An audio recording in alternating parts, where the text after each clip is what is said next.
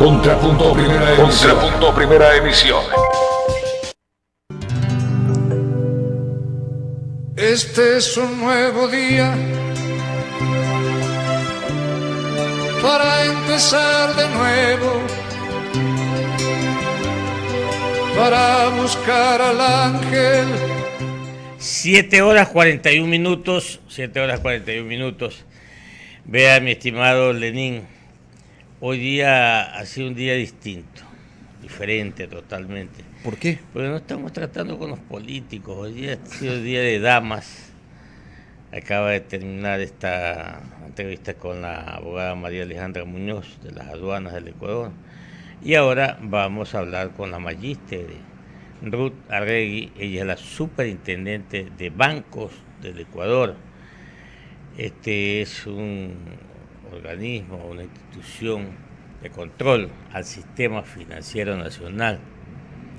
Con ella vamos a debatir, mi estimado Lenín, porque está en proceso la reforma al Código Monetario. Ahí tiene que ver mucho la superintendencia de bancos también. Y la saludamos, magíster Arregui, gracias por atendernos y bienvenida. Muy buenos días, Clever. Buenos días, Lenín. También un saludo cariñoso a quienes escuchan Radio Huancavelica en este programa de Contrapunto. Gracias. Bueno, terminó ya esta reunión anual que hace el Banco Interamericano de Desarrollo. Esta vez le tocó por gestión del presidente Lenín Moreno al Ecuador, particularmente a la ciudad de Guayaquil. Hecho que para nosotros fue extraordinario porque el Ecuador saltó al concierto internacional, su imagen se acrecentó y ojalá que la mantengamos. Y obviamente pues hoy nos toca conversar con usted sobre el sistema financiero nacional.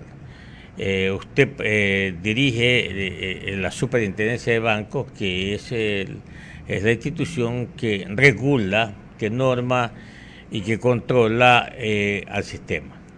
En ese orden, la actual normativa a usted le da o la respalda para tomar todas las decisiones y acciones a las cooperativas de ahorro, o ¿hay algún inconveniente en esa parte?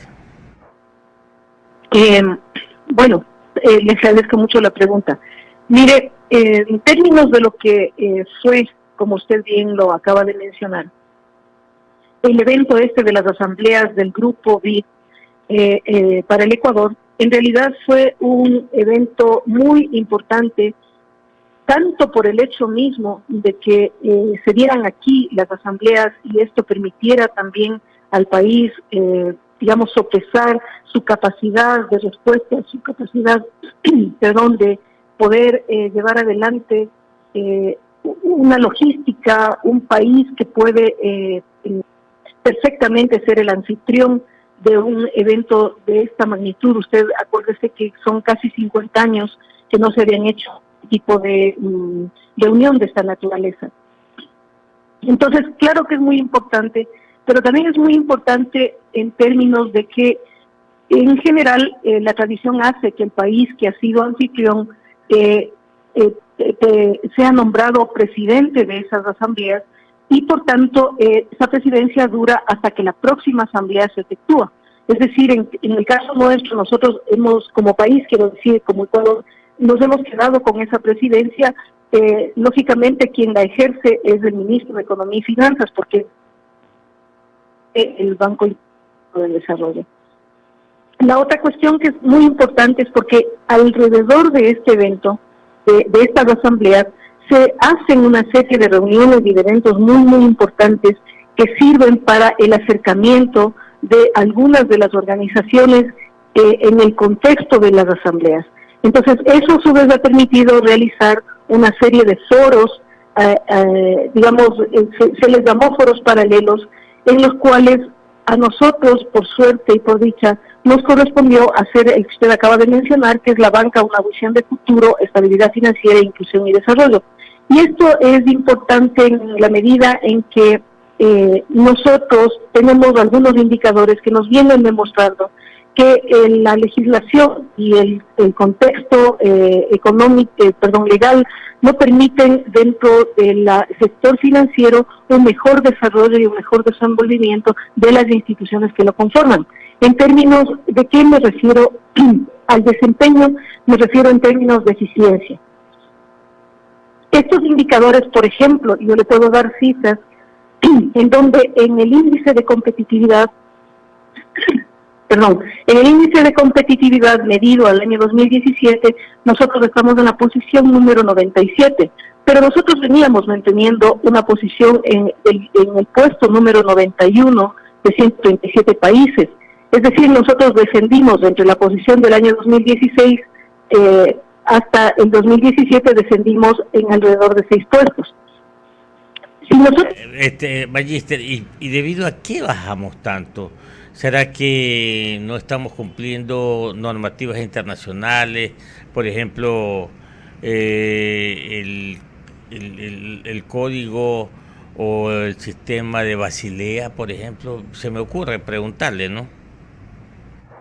Es excelente su pregunta y justamente hacia allá quería yo un poco poner estos énfasis. Mire que el índice de competitividad global mide 12 pilares, pero claro, de esos 12 pilares, un pilar es el desarrollo del mercado financiero, y ese desarrollo del mercado financiero es muy castigante en el peso del índice de competitividad. Nosotros en ese indicador estamos en el puesto 113. Después de nosotros, lo lamentable de este indicador es que fíjese que a nivel de países de América Latina, si uno pudiera hacer una comparación, después de nosotros solamente están Argentina y Venezuela. Y todos nosotros sabemos en qué condiciones se encuentran las economías de Argentina y Venezuela, ¿no es cierto? Entonces, quiere decir que realmente tenemos unos problemas complejos en el desarrollo del mercado financiero. Pero ¿qué tiene este indicador adentro? Es decir, ¿qué es lo que mide? Y en general los aspectos, que son 8 aspectos que mide, tienen que ver con básicamente temas de desarrollo del mercado. Es decir, nuestro sistema financiero se encuentra, o más bien nuestro sistema bancario, que es el que me corresponde a mí controlar, se encuentra sólido, se encuentra en parámetros, digamos, ciertos de prudencia, pero no se ha podido desarrollar adecuadamente. Es decir, no se ha podido modernizar y no ha podido innovar en términos de la prestación de canales y en términos de los medios de pago también. Entonces, usted me decía a mí hace un momento que cuáles son... Y básicamente los dos tienen que ver, el uno con que no tiene una claridad y una definición el Código Monetario adecuada a la realidad de lo que necesitan los mercados para desarrollarse, y me refiero particularmente al mercado financiero. Empezando por la misma definición de la actividad financiera, ¿no es cierto? Es una definición bastante obsoleta y solamente está dirigida a definir la intermediación financiera, no el mercado en su conjunto. Y el mercado, usted sabe que está conformado, y usted lo mencionaba hace un momento, en el caso del Ecuador, nosotros al sector de la economía popular y solidaria, que está conformado por cooperativas, por mutualistas, por bancos comunales, por cajas de ahorro, etcétera, etcétera. Tenemos a la superintendencia de bancos o al mercado de bancos, que está conformado por los bancos, bancos privados, bancos públicos. Tenemos ahí la seguridad social y tenemos los fondos previsionales. Más otro tipo de instituciones que hacen ciertas prestaciones de servicio, llámense estos los almacenes de depósito o las casas de cambio. Y luego tenemos toda la parte que tiene que ver con los seguros, más del mercado de capitales. En el mercado de capitales están ahí las bolsas de valores, están las casas de valores, etcétera, etcétera. Entonces, en este sentido, él no tiene esta amplia visión del Código Monetario, sino es muy restringido. Y luego, cuando aborda la forma de cómo se hace o se ejerce la supervisión y el control, lo hace de manera muy limitada, para simplemente tener una visión de carácter correctivo y no una visión de carácter preventivo, que es lo que usted bien mencionaba, que es lo que recomiendan los principios de Basilea, es decir, los principios básicos que emite el Comité de Supervisión Bancaria de Basilea. 7:51 estamos dialogando con la magíster Ruth Arregui Solano. Ella es la superintendente del de Bancos del Ecuador. Mire, yo estoy extrañado o no preocupado, pero vale la pena aquí citarlo, magíster, porque usted lo conoce bien. El Comité Basilea ya está con sus normativas hasta la cuarta y nosotros estamos en la segunda. ¿Por qué nos quedamos tanto? Porque, digamos, las recomendaciones que hace Basilea y cómo se ha dado en Basilea 4, que es exactamente lo que usted dice, no necesariamente lo que tiene que ver con el número, digamos, que daría un poco de susto pensar que estamos en Basilea 4 del Mundial y el Ecuador no.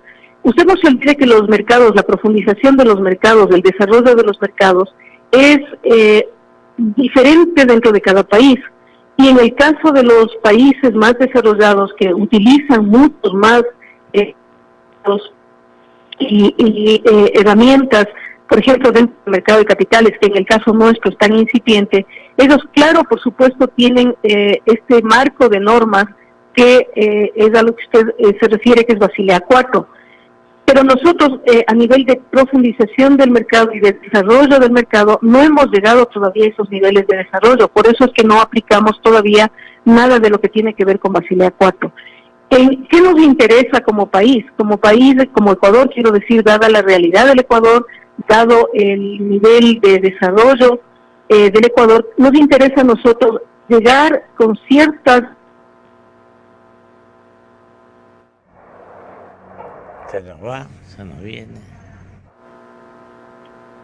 Apuntalar mucho la estabilidad financiera y está diseñado también para mejorar las herramientas que tienen que ver con la macro supervisión prudencial, es decir, mirar en el conjunto desde el punto de vista macro todo aquello que tiene que ver con el riesgo del sistema financiero desde un punto de vista del riesgo sistémico. Eso quiere decir que podemos mejorar ese marco normativo y podemos mejorar también el monitoreo que nosotros estamos haciendo de los grupos de manera consolidada y de manera transfronteriza. A 7:53. Nos encantaría en algún momento ir a buscarla a usted, magíster, para hacerle una entrevista así face to face, como dicen, ¿no? Porque se nos está yendo la onda con usted, se va, se viene, pero en todo caso seguimos en este diálogo. Y esta es una última de mi parte para darle el paso a mi compañero Lenín Artieda.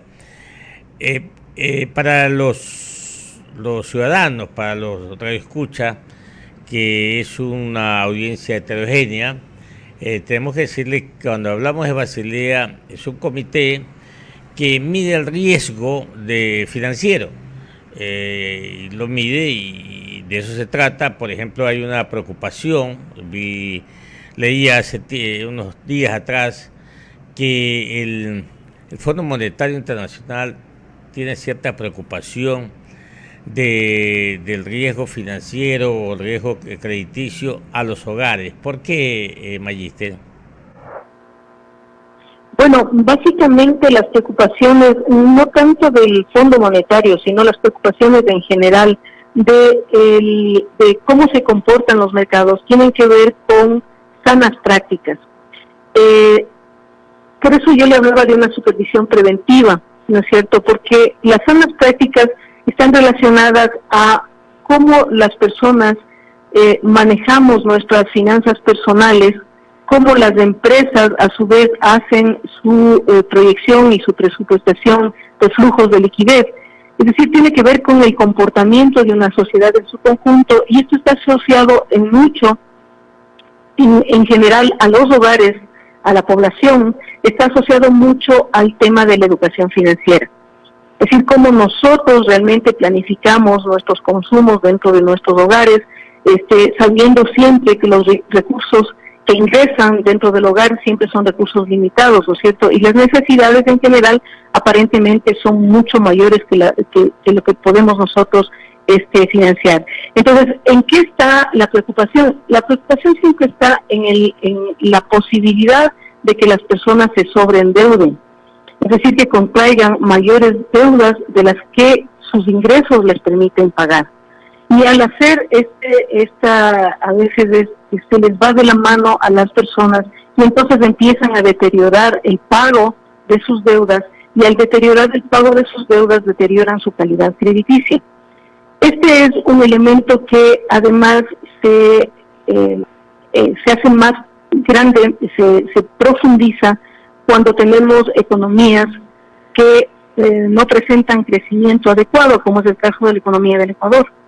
Entonces, la recomendación siempre es a los hogares, a las personas, a nosotros, ¿no es cierto?, los que conformamos realmente las familias, siempre es a tener mucho más cuidado, mucha más cautela en cómo nosotros consumimos o invertimos nuestros recursos.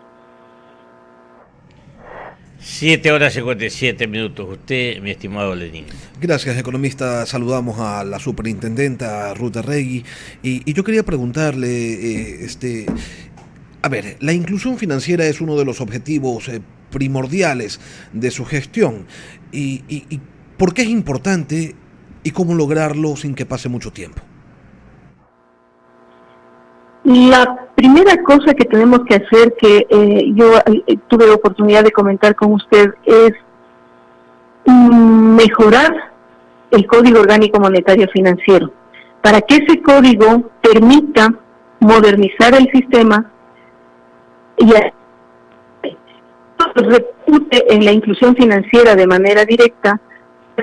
La inclusión implica el acceso al sistema, el uso de los medios de pago y de los productos y servicios en general que presta el sistema financiero, y tiene que ver con la protección que se hace a los consumidores financieros y con esto que acabo de mencionar de la educación financiera.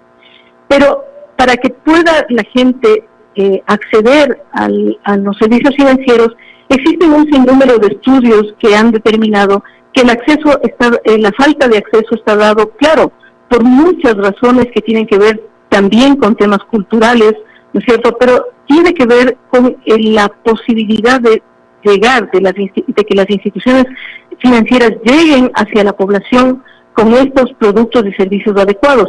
Pero, ¿cómo van a llegar? Van a llegar a través de los canales, ¿no es cierto?, que usan para promover sus productos y servicios, y van a llegar también a través de medios de pago que sean adecuados. Eso es básicamente lo que desde el lado de la oferta se conoce, ¿no es cierto?, como el poder acceder, el poder poner a disposición de las personas, de las familias, estos productos y servicios. Y lo siguiente es que las personas estén en capacidad de hacer uso de esos productos y servicios. Y para que las personas hagan uso de esos productos y servicios se necesitan, entre otras cosas, claro que sí, educación financiera, pero también se necesita que sean adecuados de esos productos y servicios. Es decir, que la población demande esos productos y servicios para que las instituciones promuevan esos productos y servicios. Y cuando usted dice que sean adecuados, se refiere a que deben tener, entre otras cosas, el valor adecuado, esos productos y servicios. Claro, por supuesto, pero usted no se olvide que si el producto o el servicio que le están ofertando a usted no le sirve, no le cubre sus necesidades, por más precio que tenga, usted nunca lo va a utilizar, ¿no es cierto? Porque hay ciertos productos y servicios que cuando recién se ofrecen, por ejemplo, o recién se diseñan, generalmente llegan con mayores valores de los que después, al masificarlos, al tener un consumo mucho mayor, se bajan los precios por el volumen que se utiliza. Es como en toda industria. Por eso es que hay productos que usted conoce en el mercado que se llaman masivos, generalmente son productos que tienen un menor precio. ¿Por qué? Porque ya se han masificado, porque la gente en general los utiliza, ve las bondades de esos productos. Claro, el problema de la banca, doctora Regui, es que la banca saca productos y los costos de estos productos altos los traslada directamente al consumidor, al cliente. Entonces, a diferencia de lo que ocurre en otras industrias, en donde hay una inversión y se corren riesgos, la banca todo lo traslada directamente al cliente, le guste, y si no le gusta, pues qué pena, ¿no? O sea, más o menos ese ha sido el escenario que hemos tenido que vivir durante los últimos años. Por ejemplo, la banca dice, yo ofrezco créditos a las microempresas. Claro, el 30%, mejor no ofrezcan nada, ¿no? O sea, así tampoco deberían ser las cosas. Exactamente, y eso es lo preocupante.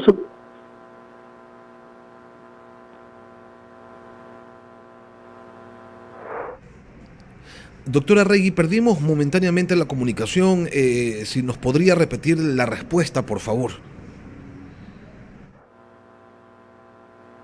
De servicios. Claro, aquí la palabra clave es mejorar el desarrollo del sistema, es decir, modernizarlo, para que en esa medida entonces ellos sean más eficientes, y al ser más eficientes entonces puedan abaratar costos. Les pongo un ejemplo. Durante estos últimos años, el costo del crédito en general ha sido un poco alto, porque nosotros como país hemos estado en un escenario adverso en donde el riesgo país era muy alto y las líneas de financiamiento o no existían o eran muy caras. Entonces, al ser muy caras o al no existir, es muy difícil poder hacer un financiamiento o tener líneas de crédito por parte de las instituciones financieras. ¿Qué pasa ahora? Ahora tenemos la enorme ventaja, y en eso sí que hay que reconocer la labor hecha por el presidente de la República y por supuesto por su equipo, sobre todo el equipo económico, en donde nosotros estamos en un escenario distinto, que hemos logrado llegar hacia el Fondo Monetario, hemos logrado llegar hacia los multilaterales, y al hacer este reperfilamiento de deuda, hemos logrado bajar el riesgo país, y al bajar el riesgo país han bajado el costo de las líneas de crédito, y además se ha ampliado la capacidad de poder financiarse con otro tipo de proveedores de servicio en el exterior que antes era impensable. Entonces eso, por ejemplo, de aquí de cara al futuro, ayuda muchísimo para que las instituciones financieras puedan conseguir créditos más baratos o líneas de crédito más baratas, y eso a su vez se vea reflejado en las líneas de crédito que la banca oferta internamente dentro del Ecuador a las industrias y también a los hogares. Doctora Regui, una última interrogante de mi parte. Del 2013 al 2018 la banca sumó 2.047 millones de dólares en utilidades. Solamente en el 2018, que fue un año malo, un año de recesión económica, la banca tuvo 554 millones de dólares. La Asobancos dice que ellos pagan más de 500 millones de dólares en impuestos, es decir, salen tablas, y nadie se cree que la banca sea la junta de beneficencia y que trabajen sin obtener ningún tipo de lucro, que, ojo, está bien que se obtenga un lucro, pero si un registro dice que obtuvieron utilidades por 554 millones y ellos, en cambio, dicen que han pagado más de 500 millones en utilidades, no sé, me da la impresión de que hay algo que no cuadra. ¿Cuáles son los datos, las cifras que tienen ustedes como superintendencia? Creo que hay mucha desinformación respecto de el tema de las utilidades que se generan en la industria bancaria o en la industria financiera. Usted no se olvide que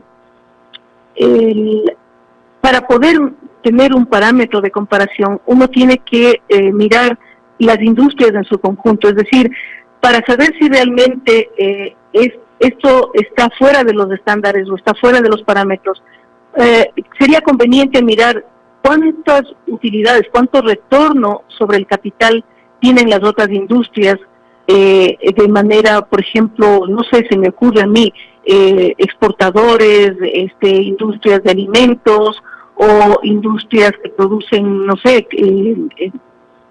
aquí hay ensambladores de autos, es decir, una serie de industrias para entonces saber si el retorno sobre el capital está siendo fuera del estándar de lo que uno conoce como inversión. Usted no se olvide que hay inversión por parte de los dueños de los bancos.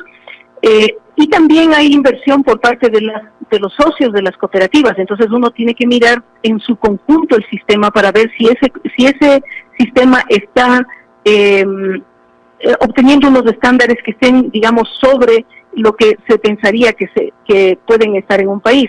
Ese es un tema. El otro tema, es verdad que entre las industrias con mayores tasas impositivas está precisamente la industria bancaria. ¿Por qué? Porque la legislación nuestra en el Ecuador, además, hace que parte del financiamiento del gasto social se haga marginando un porcentaje de las utilidades que obtiene la banca.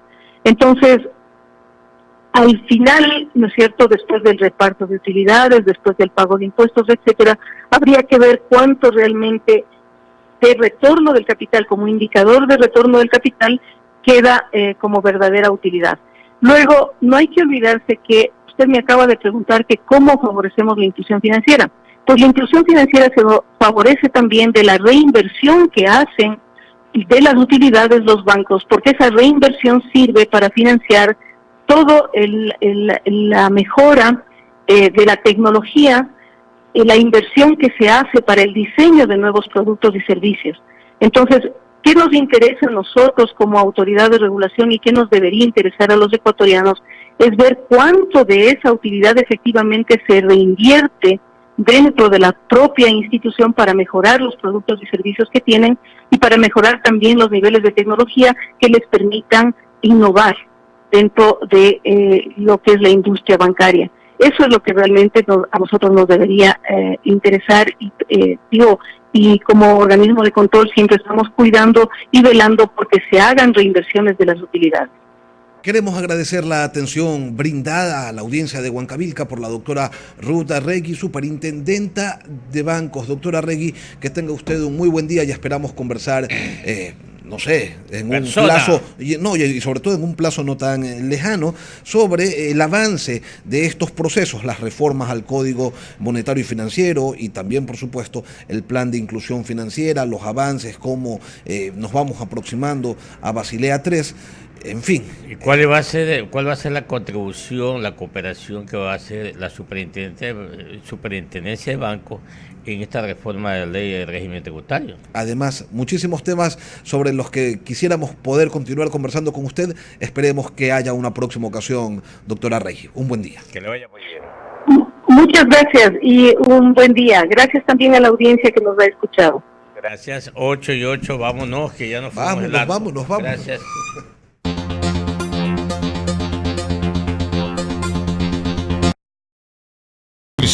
Mantenerlos informados.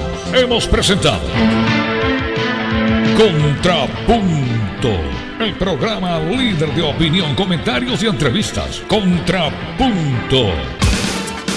Los invitamos a las 17 horas a la segunda emisión de Contrapunto.